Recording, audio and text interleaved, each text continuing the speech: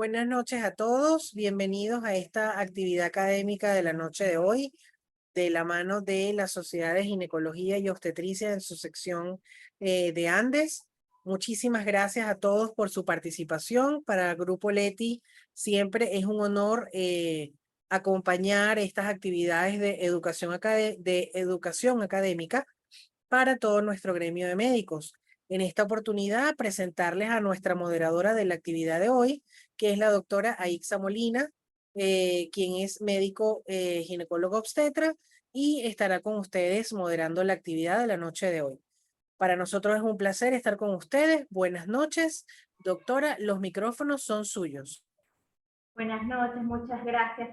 También para nosotros es un gran honor tener estas actividades patrocinadas por el Grupo Leti y en los recintos del Centro Clínico Marcial Ríos Morillo. Agradecer también a la seccional suroccidental de la Sociedad de Obstetricia y Ginecología de Venezuela. En esta oportunidad pues tenemos a bien presentar al doctor Gerardo Casanova, quien es médico gastroenterólogo de nuestra ilustre Universidad de los Andes. Y bueno, es un placer siempre para nosotros presentar a estos profesores que hemos tenido y que han contribuido por tantos años a la enseñanza y a la academia en los espacios y en los recintos de la universidad, de nuestra ilustre Universidad de los Andes. El doctor Gerardo Casanova en esta oportunidad nos trae un tema pues bastante innovador para nosotros, los ginecobstetras que somos neófitos en el tema. El tema se titula autotrasplante fecal. Adelante, doctor Gerardo. Los micrófonos son suyos, ya vamos con su presentación. El doctor me está corrigiendo aquí porque el flyer también tuvo un pequeño error. El tema se llama trasplante de microbiota fecal. Adelante. Muy buenas tardes. Agradecido para el Grupo Leti por la invitación. Vamos a comenzar hablando un poquito de la microbiota de nuestro organismo.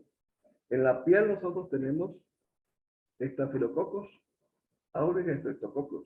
Y tenemos también un parásito que es el lactose, que normalmente se ve cuando la gente tiene esta. Esto ya desapareció en Venezuela. En la boca tenemos nosotros lo que llama la microbiota primitiva. O sea, esa microbiota primitiva es única para cada persona. Es como la huella digital. Se puede identificar entonces una persona a través de la microbiota bucal. Vamos a seguir bajando. Entonces, viste que vamos a tener nosotros en el epitelio, o sea, en el pulmón, la parte inferior del pulmón, vamos a tener ahí. Tenemos hongos y bacterias. Normalmente esos hongos y bacterias con el movimiento ciliar van subiendo y uno llega aquí, le queda la panilla, ¿qué hace? Uno traga eso. La traga eso se va para el estómago. Después, progresivamente, fíjate, en el esófago no hay bacterias. Pero cuando llegamos al estómago, entonces hay lactobacilos. Y hay otra bacteria que está en el estómago que todos sabemos que es el Helicobacter pylori. Bueno, ahí seguimos bajando y nos encontramos con el duelo. Hay bacterias. Pero cuando llegamos al intestino delgado, entonces hay la presencia de virus y la motilidad. La presencia de virus, bicarbonato y enzimas pancreáticas hace que disminuyan las bacterias. Y las bacterias vuelven a aparecer en gran cantidad, prácticamente en el hilo terminal. Cuando llegamos al hilo terminal, van a pasar lentamente las heces a nivel del colon. Y ahí comienza un proceso que es importante, comienza la absorción de agua. Y otra cosa que aparece, comienza la producción de moco. ¿Okay? Entonces, el movimiento a ese nivel es un movimiento muy lento. Entonces, ese movimiento lento, cuando las heces llegan a nivel del sigmoide, en ese momento, entonces, ¿qué va a pasar? El sigmoide con las heces ya formadas. Entonces, hay un movimiento que se llama masa. El colon se contrae en masa y hace que progresen las heces a nivel del recto. Al llegar a las heces del recto, se extiende el recto y las personas se dan ganas de evacuar. Eso es más o menos sencillo. Un cuento en relación con el trasplante microbiota fecal. Esto que tenemos aquí en la primera lámina es una águila iguanera. ¿Okay? Y aquí entonces la presentación. Entonces, fíjate, esto comienza, la historia comienza en la China. Entonces, en el siglo IV, eso que llaman la sopa amarilla, eso son heces que tomaba la gente para el tratamiento de la diarrea aguda. Pero como la cosa no es sencillo consumir ese, entonces otra persona ya en el siglo XVI utilizó entonces heces secas y demostró que eso es exitoso para el tratamiento de la diarrea aguda. Fíjate, los beduinos del desierto usaban heces del humedal para tratar diarreas agudas. Este método lo usaban también los alemanes en la Segunda Guerra Mundial. O sea que la historia de esta cuestión es un poco vieja, no es reciente. Entonces ya en 1983 aumenta el número de reportes de pacientes con infección por clostridium. Entonces comienza a usarse los antibióticos en forma exagerada. Ahora, ¿qué es un trasplante de microbiota fecal? Entonces es la administración de heces que contiene microbiota colónica de una persona sana, que es donante, a un paciente con enfermedad o condición de disbiosis receptor. El objetivo es tratar la enfermedad para restaurar la diversidad filogenética con la microbiota de una persona sana. Entonces, fíjate, nosotros el donante tiene que ser una persona sana, una persona que nosotros tenemos que hacer el examen para descartar que no tenga enfermedades transmisibles. Entonces, ¿qué son donantes especiales o superdonantes? Son pacientes que tienen los exámenes de laboratorio, hematología, química, sanguínea, incluyendo HIV, VRL, y marcadores virales para virus pH, de hepatitis A, hepatitis B y hepatitis C negativos. Deben tener un patrón de evacuación normal, o sea, deben evacuar todos los días, en especial al levantarse. Su evacuación debe ser mayor de 50 gramos y de mayor cantidad son ideales en casos de rectocolitis ulcerosa, que es que vamos a presentar un caso también. Entonces, ahorita vamos a presentar 9 trasplantes de microbiota fecal domiciliarios por enema. 7 en pacientes con colitis ulcerosa y 2 en un paciente con rectocolitis ulcerosa.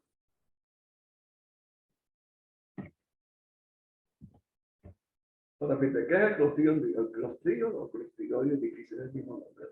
Fue escrito por primera vez por Hale O'Toole en 1935. Son bacilos gram positivos, forman esporas anaeróbicas estrictos y forman parte de la microbiota colónica. ¿Cuáles son los factores de riesgo? Los pacientes mayores de 65 años, enfermedades comórbidas, insuficiencia crónica, sida, cirrosis, hipoalbuminemia, microbioma alterado, uso de antibióticos por efectos por lazos prolongados y uso de inhibidores de bomba de protones. Recuerden que los inhibidores de bomba de protones es un problema que nosotros tenemos. Muchas de las personas se automedican. La automedicación causa problemas porque esto daña la vida.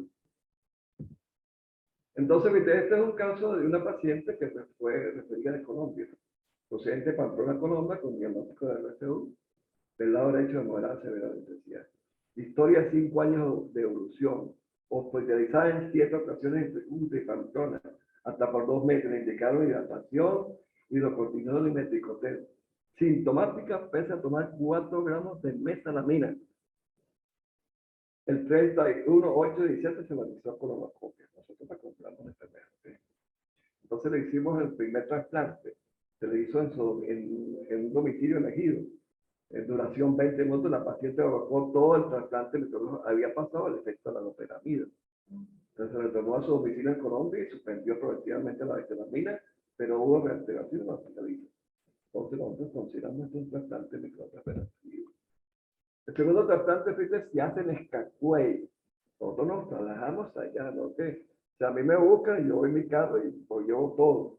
Yo llevo todo lo que se necesita para eso. Entonces, donante especial, cantidad de 300 gramos y suelta en un litro de agua hervida, duración 30 minutos.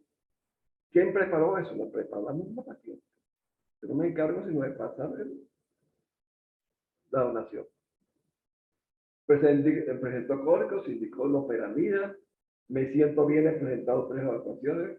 Seguimiento por WhatsApp, tomo un comprimido de mesalamina, evolución favorable. La paciente recién en Pamplona, Colombia, no vino al control porque está en desplazar. De acuerdo a familiares que vive en Mocuchíe, que es tía de ella, su evolución es satisfactoria. O sea, la paciente se encuentra asintomática también.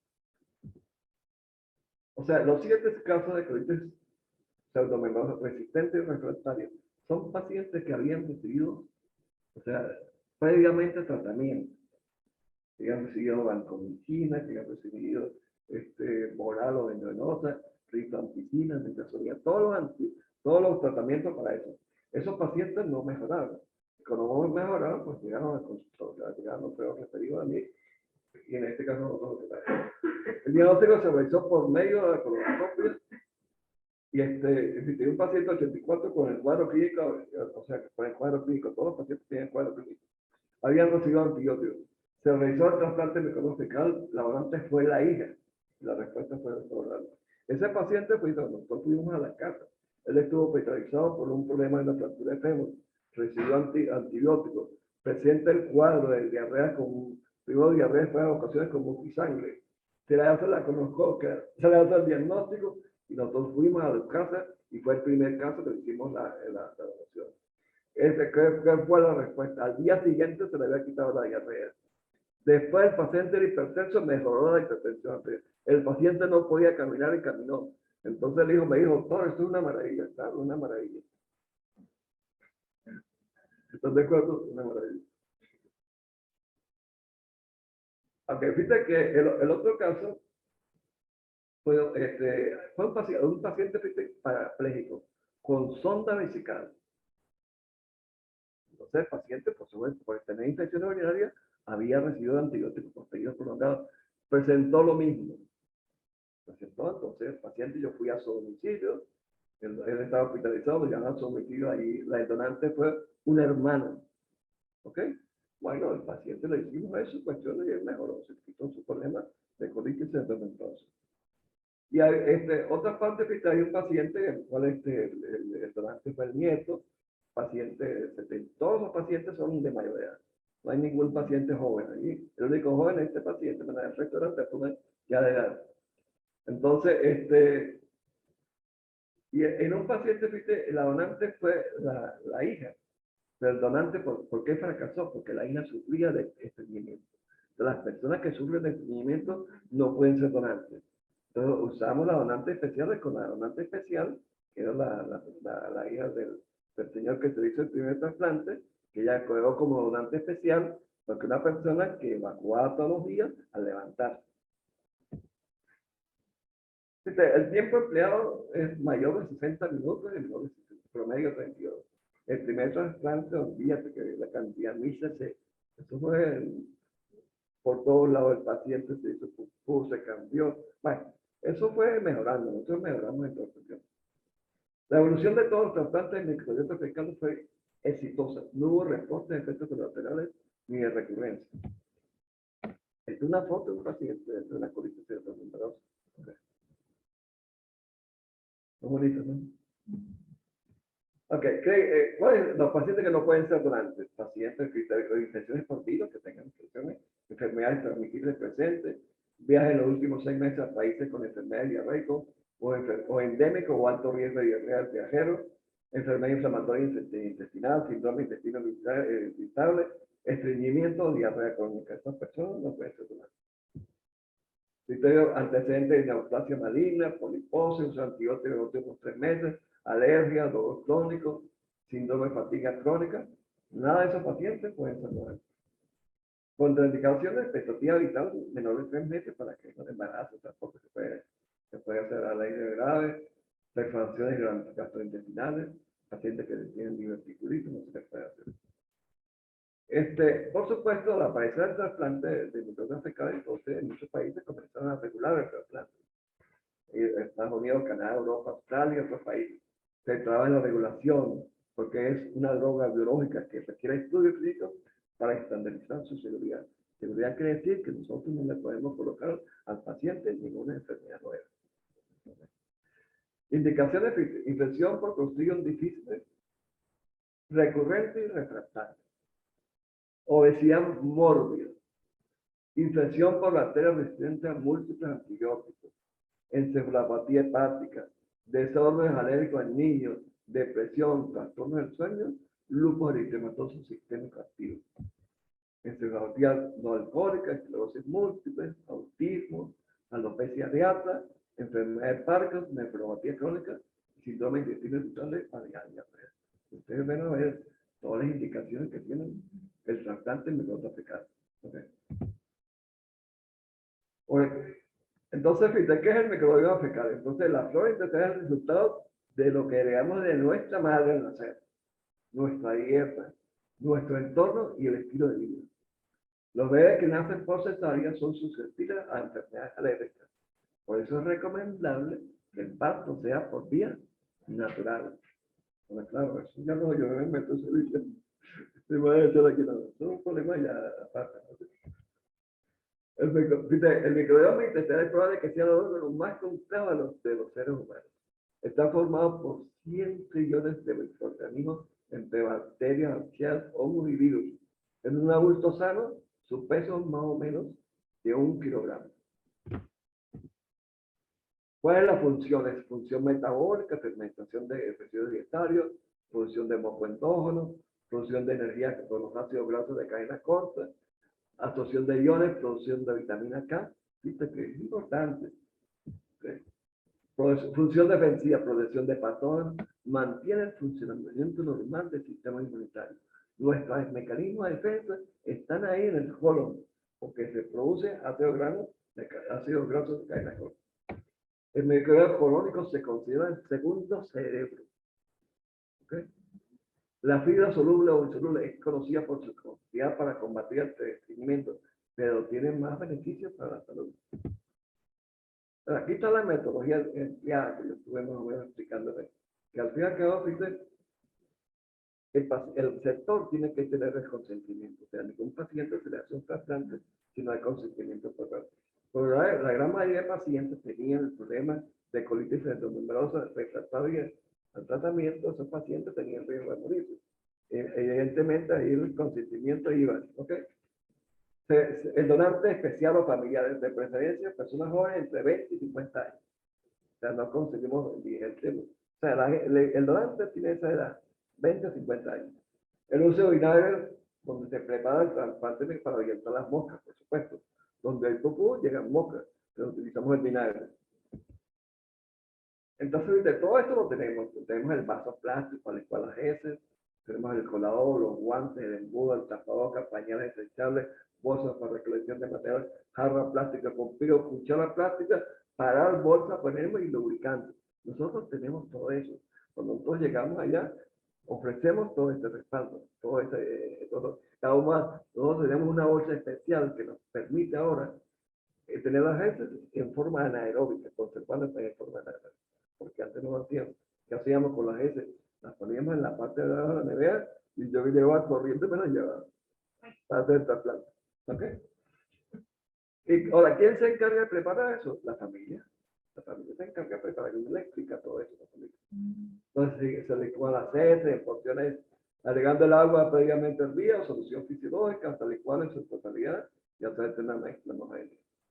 Por un lado las heces, eliminar la fibra, el contenido final se coloca en una bolsa por enema por medio del embudo, en el enema se coloca en el recto sigmoide, paciente con infección, por infección por costillo difícil resistente, y eso es lo que hemos hecho. Realizado. El enema se pasa lentamente.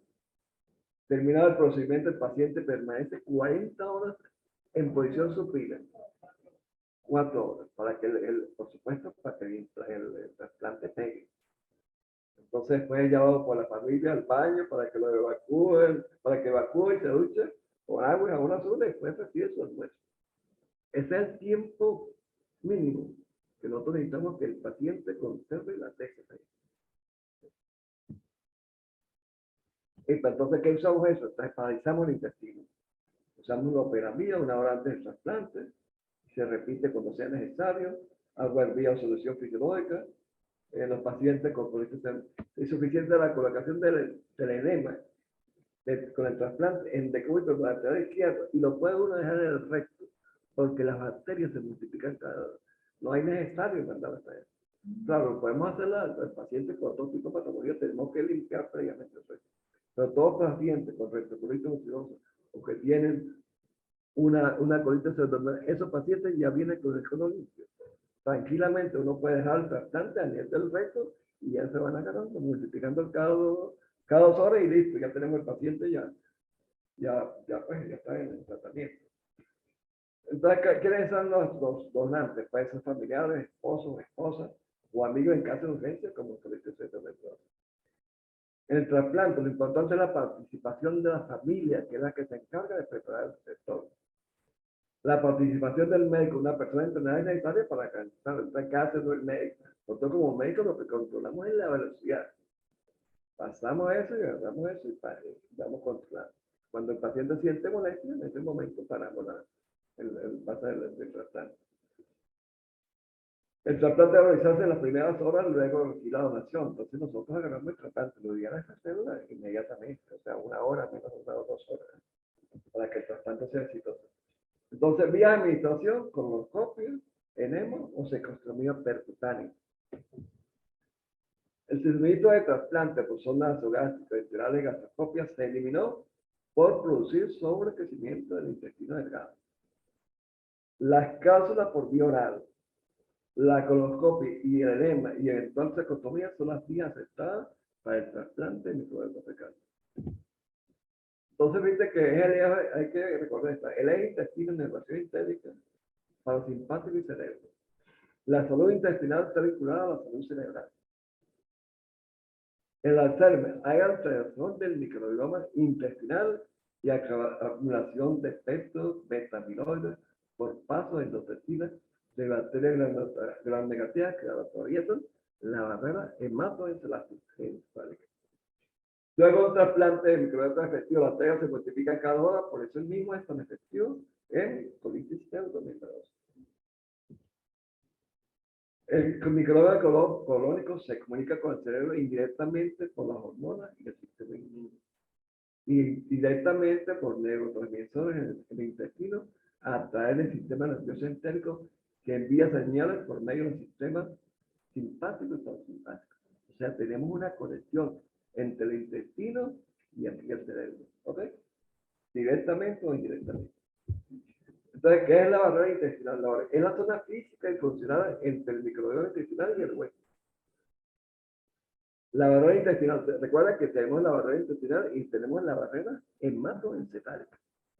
La barrera intestinal contiene el sistema inmune, un guardián de la integridad del tracto gastrointestinal y de todos los organismos. Ahí está. Los desórdenes gastrointestinales con alteración del microbioma intestinal evidencia desinalización del sistema nervioso central y el contenido del microbioma intestinal que entra en la circulación puede impactar la función de la microbiota del sistema nervioso central. Hay una alteración de la barrera intestinal en la esclerosis múltiple. Entonces, fíjate, aquí tenemos la barrera intestinal. En la luz tenemos entonces la microbiota intestinal. Aquí está la capa de mucina, el moco. Y aquí tenemos las células, los enterocitos.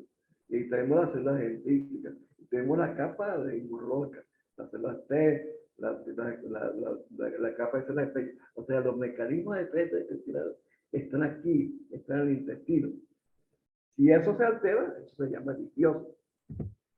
Entonces, ¿qué? La barrera intestinal con disbiosis. Entonces, la microbiota está alterada, se altera el moco, hay apoptosis, se abren las fibras, eso se abre todo, entonces pasan bacterias y esas bacterias ¿dónde van a ir? A la sangre, y a la ida de la sangre ¿dónde van a pasar? Al cerebro, Bueno, entonces las células dendríticas esas que vemos ahí son importantes en la respuesta inmune porque son los presentadores de los antígenos con la capacidad de capturar, procesar y presentar antígenos en forma óptima a los linfocitos T. Recuerda esto, la importancia de los linfocitos T, que son los que tienen la capacidad de generar respuestas inmunes específicas. Entonces, fíjate, los ácidos grasos de carne corta se producen y se absorben en el colon. Se forman por la acción de bacterias colónicas sobre carbohidratos complejos y almidones resistentes. Es decir, material que escapa de gestión en el intestino delgado y llega al colon. O sea, cuando uno consume fibras ya solubles o insolubles, esas fibras no se van a metabolizar en el intestino. Se metaboliza en el colon. ¿Okay? Entonces, los ácidos grasos de cadena corta se metabolizan y realizan una construcción importante de la ingesta calórica total. ¿Sí? La fibra es un prebiótico que proporciona combustible a los microbios del colon. El microbioma de algunas personas es bueno para crear ácidos grasos de cadena corta a partir de una fibra dietética llamada pectina soluble, que se encuentra en las naranjas y las manzanas. Otra persona necesita inulina presente en puerro, espárrago y cebolla, que queda en la misma cadena de ácido graso de cadena corta. Cada microbioma es único de manera que su actividad de microbioma varía de la persona a otra. O sea, cada persona tiene un microbioma que es único también, igual como la de la otra. Es único. Ahora, ¿cómo se preparan? Bueno, 24 gramos de fibra, que utilizamos media taza de avena, que utilizamos rebanadas de pan integral, lentejas, no sé, caraotas, arvejas, todo lo que se hace, papas hervidas con la cáscara, una taza de sal con espinaca, zanahorias, manzana con cáscara y cambur. O sea, es una dieta rica en fibra. Una dieta rica en fibra, o sea, una persona puede consumir esto todos los días y va a tener entonces un microbioma colónico de primera calidad. Entonces, lo que comemos nos llega a nosotros y a la bacteria de nuestro intestino, que es parte de los alimentos que nosotros no podemos rentar por falta de enzimas. Podemos aumentar la diversidad de bacterias en la flora consumiendo más fibra soluble e insoluble. Cuando consumimos fibra, nuestro intestino lo descompone en ácido graso de cadena corta, incluyendo butirato, un inflamatorio vinculado en la delgadez y a menor incidencia de enfermedad inflamatoria intestinal. La bacteria Xylella. Cerca del 90% de nosotros tenemos niveles detectables de esta bacteria en nuestra flora, pero está presente en mayor cantidad en las personas delgadas. Si realizamos un trasplante microtransplante de una persona delgada sana o una persona obesa, este debe disminuir progresivamente de peso. El microbioma del propio paciente puede ser la fuente de infecciones adquiridas en hospitales. Los mecanismos entéricos intravasculares a través del daño del epitelio intestinal, o sea, cuando hay disbiosis. Los mecanismos del ambiente y los no entéricos a través de las líneas de la piel o líneas endovenosas. Por eso es que nosotros estamos pendientes, tenemos que estar pendientes cada cuánto tenemos que cambiar las líneas endovenosas.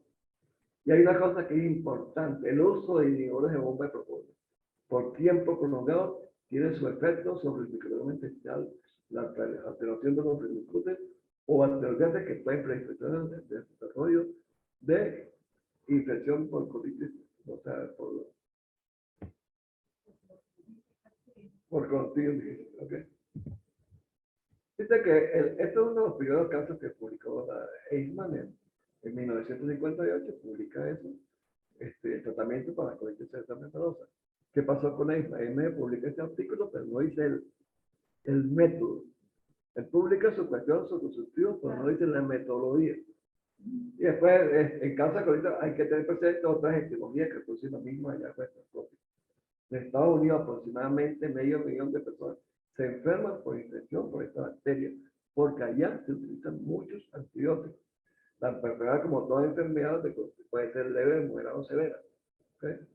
El trasplante fecal por colonoscopio o neva puede resolver la colitis asociada a inmunoterapia por cáncer. En pacientes con colitis indolente puede recortar sus heces en forma aeróbica. Las otras patologías indolentes deben recortar sus heces en forma anaeróbica.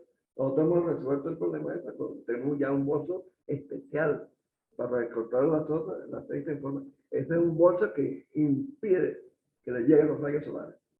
Entonces, conservamos la bacteria, porque nosotros nos interesa en un trasplante conservar tanto las bacterias aeróbicas como las anaeróbicas. Y también, como dice, si uno hace el trasplante fecal rápidamente, pues evita eso. Ahora, todo el material usado en el trasplante fecal, obesidad y odio hospitalario, debe ser colocado en bolsas e incinerado de acuerdo a las normas sanitarias especiales cuando se trata de pacientes con colitis ulcerosa. Ahora, ¿cuáles son las dificultades? Poca información del entorno y rechazo al trasplante microbioma, a menos que sea una urgencia. Con colitis ulcerosa, como hay una urgencia y el riesgo de morirse, los pacientes tienen que hacer el trasplante. En vez de que investigadores están buscando personas para que donen sus heces, nadie quiere donar sus heces. Wow. Ahora, fíjate, en el caso de la colitis ulcerosa, que está joven, eso es una enfermedad inflamatoria crónica, de etiología desconocida, en que la disbiosis parece ser un factor importante. El trasplante luego podría tener un papel terapéutico al conseguir restaurar la flora intestinal normal. Varios estudios aleatorios han comparado el uso del trasplante fecal con el placebo. ¿Ok? con resultados esperanzadores. Entonces, el trasplante microcefalical en pacientes con retrovirus es una alternativa válida. ¿Para qué pasa? Pero por supuesto que pasa que como hay competencia, como hay otros tratamientos, uno no va a entrar en competencia con ellos. Entonces, ¿viste? Se necesita la participación de gastroenterólogos y cetólogos y otros interesados en realizar el trasplante microdomiciliario. Nosotros todos lo que hemos hecho lo hemos ido en el domicilio, pero se puede hacer en cualquier hospital. Quien realiza el trasplante microbiano debe tener todo el equipo y el material necesario, así como el interés para llevar a cabo el procedimiento. El trasplante es útil en medicina. Hay unas reflexiones, trate de cambiar lo que puedas cambiar. Trate de aceptar lo que no puedas cambiar, mirar siempre la cara positiva de las cosas. León Le Cassé, médico internista, enferma crónica y fundador de la Asociación de Enfermas Crónicas. Este fue el mío como dices, de la águila iguanera. Aquí está el aguilucho, el mío. Y aquí fue cuando presentamos el primer caso, nos invitaron a ir a Caracas. Se llama el Centro de Formación de las Rotas en Caracas. Y todos los que están ahí presentes son gastroenterólogos. Allá presentamos el primer caso. Entonces, hemos sacado. Este caso, la nota del artículo, lo presentamos este año en la revista Gen. Ese artículo fue comentado en una revista internacional. Se llama la Journal of Gastroenterology International. Invitaron, o sea, lo comentaron ahí. O sea, el artículo tuvo su impacto. Y entonces, bueno, después de esta presentación, están abiertos para hacer preguntas, cualquier comentario. Y por lo menos me interesa que ustedes entiendan que esto es importante. ¿Cómo lo hacemos? Estamos esperando a ver si se puede hacer lo más sencillo, por cápsula. En la vía por cápsula, es una alternativa, pero bueno, hay que empezar a avanzar un poquito más en esta alternativa.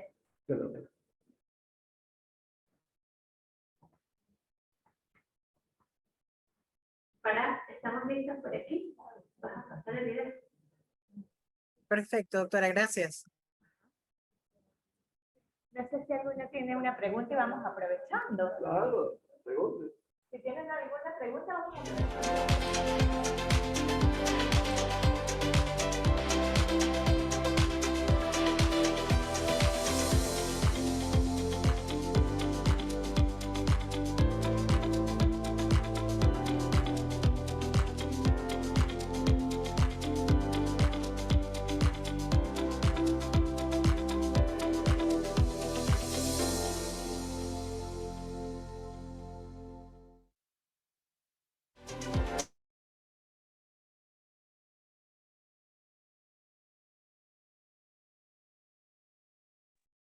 Doctora Isa, a nivel del chat no tenemos preguntas. No sé si en la sala tienen preguntas.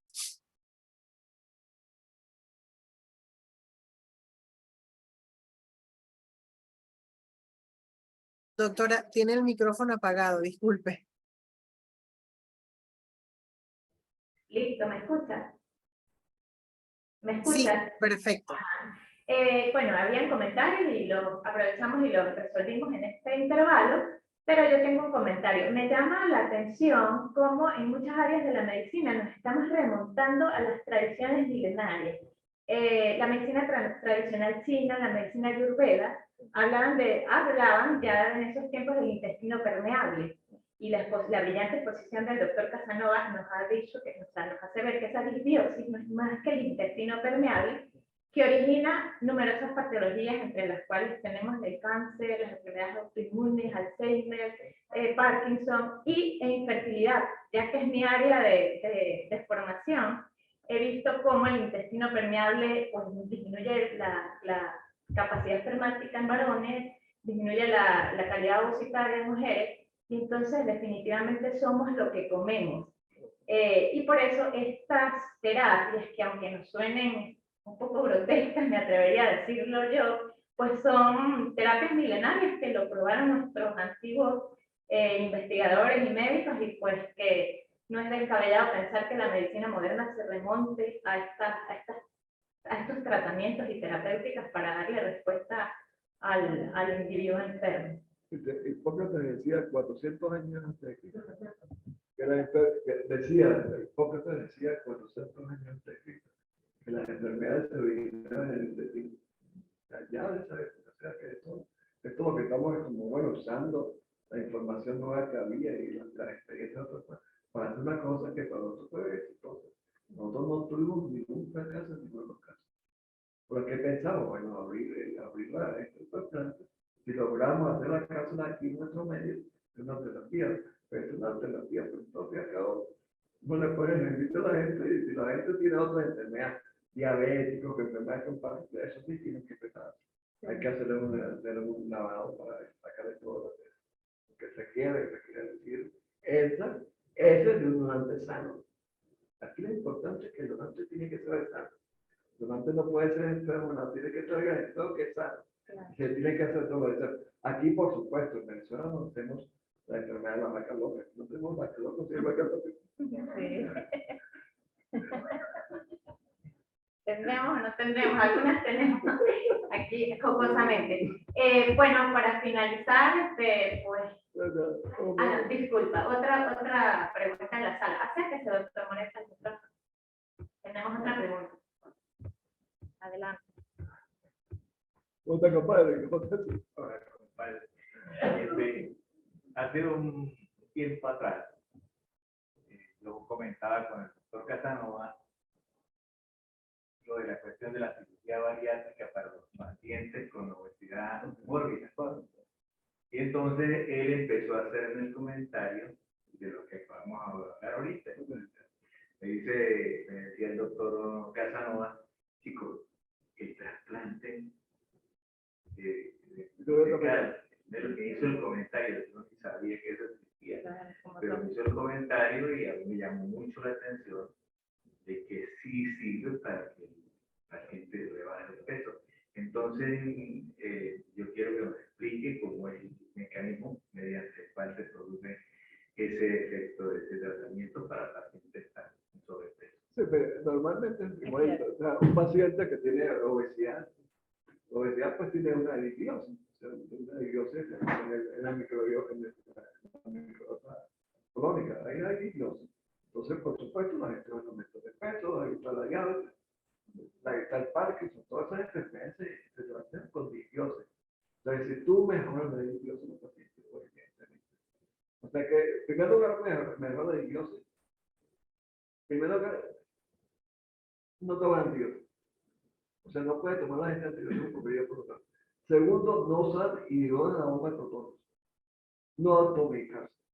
O sea, no usar la de la bomba de protones, porque eso está dañando el microbioma. Y por supuesto, una persona, en el caso de eso, olvídate, si tú te haces un trasplante, en el caso suyo tienes que buscar una persona delgada para hacer trasplante, sana, y usted logra bajar de peso. Pues nada. Y si el paciente es diabético, se tiene que hacer el trasplante de una persona sana, pero que sea una persona sana y que sea a veces familiar. Entonces, la persona diabética debe mejorar. O sea, debe mejorar porque eso está comprobado, eso no estamos inventando por nada. Pues claro, esto es. Ejemplo, yo tengo un caso que probablemente va a ser un trasplante de una persona con enfermedad de Parkinson. Ahí lo vamos a hacer. Donante no hay problema, pero donante se consigue. Se consigue porque pueden ser familiares que están sanos. Uno le manda a hacer todo eso en la laboratorio.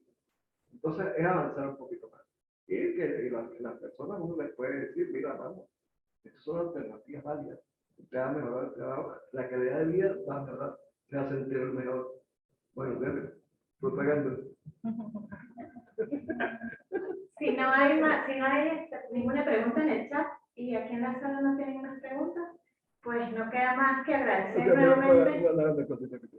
En primer lugar, todo esto es trabajo voluntario. Esto es grande. ¿Por qué? Porque esto para mí es un trabajo de investigación. Claro. Y los trabajos de investigación, por supuesto, no más bien tengan más casos. Porque entre más casos, lo que va a tener más experiencia. Ya, como no hay COVID desde el 2012, ya no hay. El último caso lo vimos el año pasado. De un familiar de una enfermera de centro. Y tranquilamente me lo quedo ya, lo antes fue, claro, y directamente al día siguiente la señora mejoró. O sea, que es una maravilla. Entonces, hay que pasar, avanzar. Y, por supuesto, y no tener miedo. El problema de todas esas cuestiones es el miedo. Claro. Porque usted lo llama, o sea, yo voy a hacer un trasplante a una persona obesa.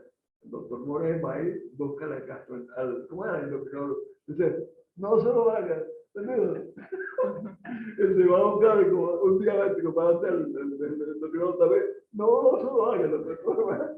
Entonces, eso son dificultades. ¿Sí? Pero bueno, como esto al fin y al cabo es un trabajo, estos son voluntarios.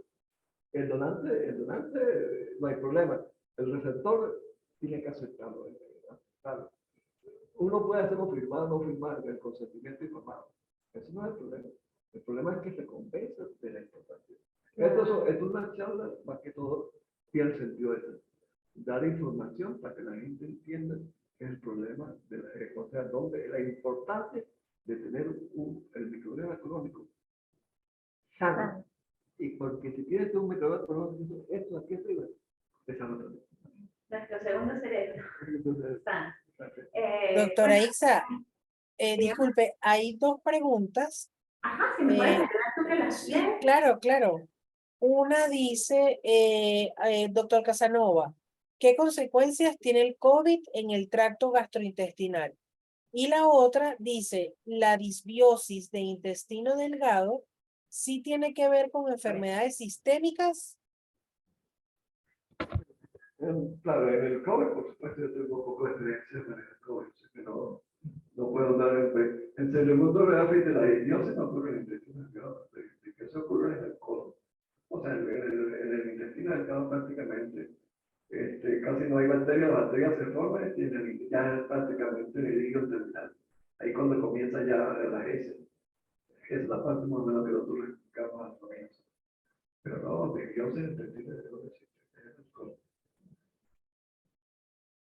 Muy importante hacer, o sea, investigar en el área de COVID, que es el área de... Y muy loable que el doctor está aquí aclarando que su trabajo de investigación es netamente de investigación, no es sin fines de lucro, es una alternativa para el paciente que acepta y que tiene a bien el consentimiento informado. Doctora, me falta una preguntita más Ajá. que dice, hablamos de trasplante fecal en intestino grueso y el intestino permeable es una patología de intestino delgado. Creo que es más un comentario que una pregunta, pero no sé. La misma respuesta que di anteriormente. Sí, no, en el intestino delgado no existe. Porque el intestino delgado se asoma en sus alimentos. Por supuesto, eso no es importante, la absorción del alimento. Pero recuerde que el intestino delgado prácticamente no hay bacterias. Por la presencia de la sal irrigada y la presencia del bicarbonato, las enzimas pancreáticas eliminan bacterias. La bacteria ya comienza a aparecer abundantemente en el hígado. Cuando llega el hígado ya comienza a formarse la célula. Y cuando llega al colon, ahí olvídate, ahí se absorbe. El colon es lento. El movimiento del colon es lento para facilitar la absorción del agua y la producción de moco. Y tener un buen microbioma ecológico. Entonces, el microbioma ecológico está en relación de la fibra, del tipo de alimentación. Entonces, tiene una buena alimentación llena de fibra, de para arriba y para abajo. No come carne roja. Aquí no hablamos de carne roja. Con la carne roja, yo no consumo carne roja. Entonces, los que coman carne roja, olvídate, vayan regalándolo, pues, lo que tienen depositado. Eso no sirve para nada, es un veneno. Para el cerebro y para el colon, por supuesto, como está obligado a ver. Entonces, yo, por supuesto, eso de la alimentación, uno no es especialista en la alimentación, pero no entiende qué significa eso. Que no cree que no lo Aunque yo puse ahí, viste lo de puse un esquema, ¿no? El esquema que está ahí. Eso sirve. Y cuando uno tiene la experiencia en el sentido de que uno en la casa, bueno, en la casa, mi esposa me mete la carne, pero yo no como carne.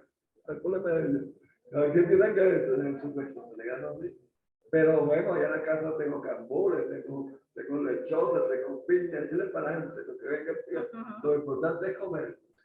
Un churrasco No, por eso digo yo.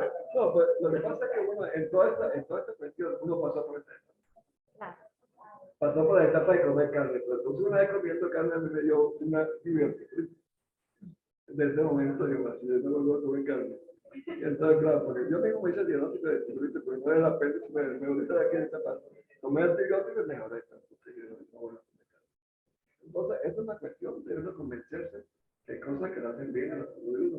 Porque recuerda que la salud es el cerebro y el todo. Entonces, bueno, tú sabes que llegaron uno a la edad de 95, como llegó la reina Isabel, que se murió a los 96 años, sana, del cerebro aquí. Esa persona olvidó que tenía el microbioma crónico extraordinariamente bien.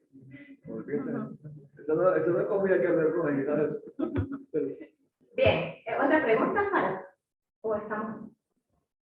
No, doctora, hay un solo comentario que dice, afirmo que el intestino permeable por disbiosis tiene que ver con enfermedades sistémicas, tiroiditis, autoinmune, artritis, etcétera. Así es, así Sí, es. hay Y muchas enfermedades. Claro. lo ha repetido en varias oportunidades aquí el doctor. Por supuesto, esto ha avanzado tanto que estamos seguros que el cáncer está en relación con este problema. Claro. Porque claro, como no tiene una experiencia, le estamos actuando, pero no tiene información. Claro. Tiene información que hay sobre todo.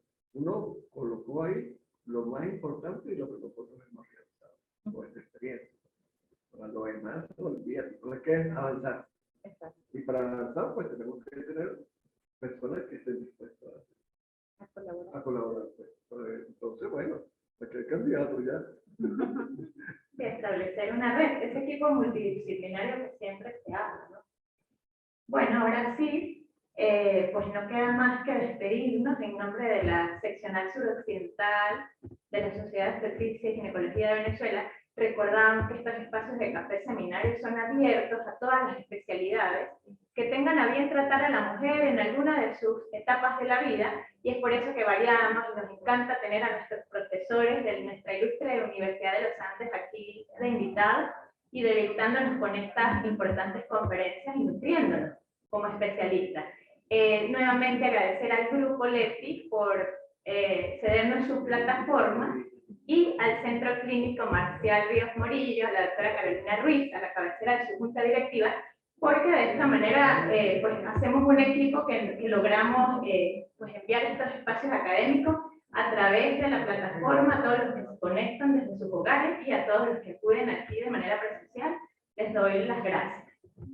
Muchas gracias, para que tengan feliz noche. Gracias a ustedes por la confianza y estamos a la orden siempre para lo que necesiten.